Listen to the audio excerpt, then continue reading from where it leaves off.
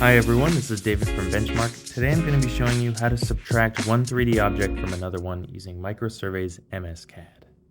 So to do this, I need two intersecting 3D objects. You can see I have my two boxes here that are intersecting one another. Then I'm going to go to the Draw 3D tab and I'm going to just choose the Subtract option. Then the first thing I have to select is which object I want to subtract from, and then the second thing I need to select is the 3D object I want to subtract. You can see once I've chosen those two, now I have this archway instead of my two intersecting boxes.